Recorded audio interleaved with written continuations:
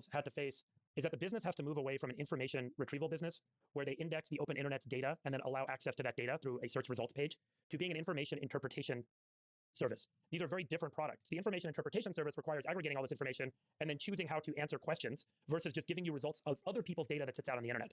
I'll give you an example. If you type in IQ test by race on ChatGPT or Gemini, it will refuse to answer the question. Ask it 100 ways. And it says, well, I don't want to reinforce stereotypes. IQ tests are inherently biased. IQ tests aren't done correctly. I just want the data. I want to know what data is out there.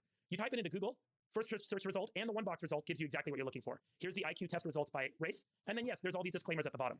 So the challenge is that Google's interpretation engine and ChatGPT's interpretation engine, which is effectively this AI model that they've built of all this data, has allowed them to create a tunable interface. And the intention that they have is a valid intention, which is to eliminate stereotypes and bias in race. However, the thing that some people might say is stereotypical, other people might just say is typical. That what is a stereotype may actually just be some data and I just want the results. And there may be stereotypes implied from that data, but I want to make that interpretation myself.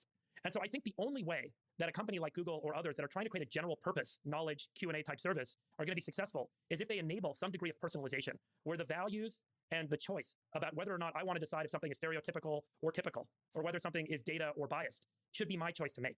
If they don't allow this, eventually everyone will come across some search result or some output that they will say doesn't meet their objectives. And at the end of the day, this is just a consumer product. If the consumer doesn't get what they're looking for, they're going to stop using it. And eventually everyone will find something that they don't want or that they're not expecting, and they're going to say, I don't want to use this product anymore. And so it is actually an opportunity for many models to proliferate, for open source to win. Can I say something else?